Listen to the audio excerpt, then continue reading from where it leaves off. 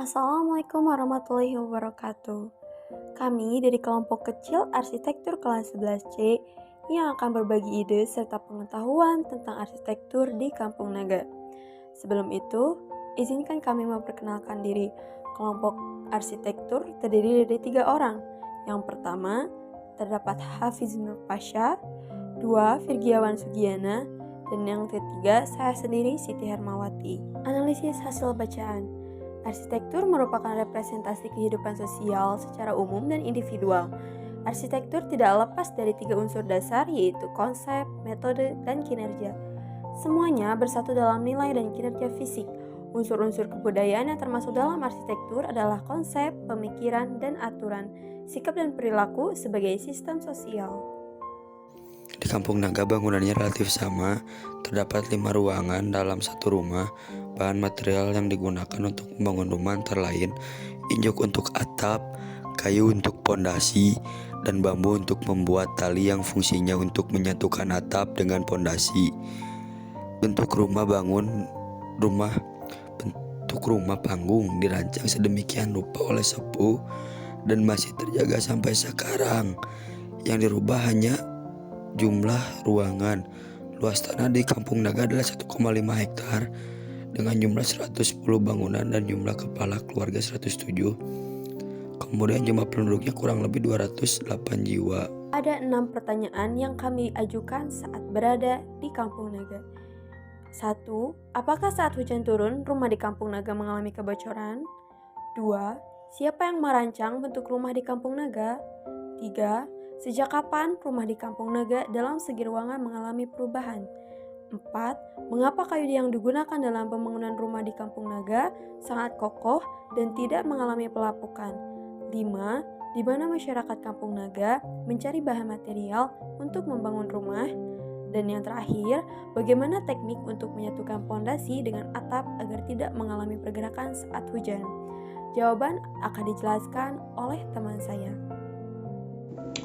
Ya, jawaban ke-1. Ya, atap rumah yang terbuat dari injok 2 lapis terkadang membuat rumah bocor karena terjadinya pergeseran dan atap, sehingga tali yang mengikat ujung injok dengan pondasi rumah akan longgar dan terjadilah kebocoran. Meskipun begitu, masyarakat Kampung Naga selalu sigap apabila terjadinya kebocoran. Mereka akan langsung membenahi tali supaya tidak bisa melewati atap. Dan kedua, orang-orang dahulu bermukim di wilayah Kampung Naga telah merancang bentuk rumah sedemikian rupa untuk ditinggali hingga sekarang. Kampung Naga masih mempertahankan bentuk rumah yang telah dirancang oleh sepuh, yaitu dengan rumah panggung khas dan kayu sebagai bahan pondasi. Jawaban ketiga, sejak Kampung Naga sering berdatangan pengunjung yang datang pun berupa anak remaja yang masih sekolah. Rata-rata mereka yang berkunjung akan menginap selama tugasnya selesai, hingga masyarakat Kampung Naga menambah ruangan menjadi 5 atau 3 ruangan untuk tamu dan boleh diinjak tetapi oleh tamu, sedangkan 2 ruangan sisanya adalah tempat privasi bagi tuan rumah.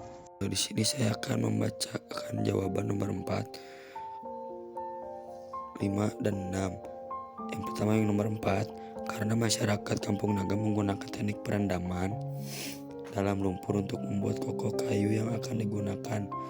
Caranya adalah kayu akan direndam di lumpur selama 5-10 bulan. Selain untuk agar kayunya kokoh, teknik ini juga bermanfaat agar terhindar dari rayap-rayap. Sebagian penduduk yang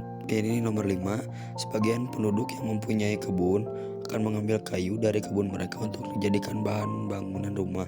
Tapi terkadang mereka juga membeli di pasar yang ada di sekitar wilayah tempat mereka tinggal. Dan ini jawaban nomor 6. Masyarakat Kampung Naga menggunakan tali yang terbuat dari bambu untuk mengikat ujung injok pada pondasi. Mereka mengikat dengan kencang untuk menghindari pergeseran yang dialami injok. Sekian dari saya. Assalamualaikum warahmatullahi wabarakatuh. Kesimpulan yang dapat kami ambil adalah di Kampung Naga, luas wilayahnya sekitar 1,5 hektar. Terdiri atas 110 bangunan, bentuk bangunan rumahnya pun berupa rumah panggung. Di dalam rumahnya sendiri, terdiri atas ruang tamu, ruang keluarga, dan dapur. Pintunya pun terdapat 2 dan dibedakan antara ruang tamu serta dapur. Di belakang dapur terdapat goa. Bahan baku utama yang digunakan dalam pembangunan yaitu bambu sebagai fondasi bangunan, injuk sebagai atap, daun tepus sebagai penahan atap injuk, dan lantai dari palupu. Terdapat tempat mata air, ada 2. Yang pertama bersumber dari air sungai untuk mencuci pakaian dan lain-lain. Yang kedua bersumber dari sumber mata air langsung untuk makan serta minum.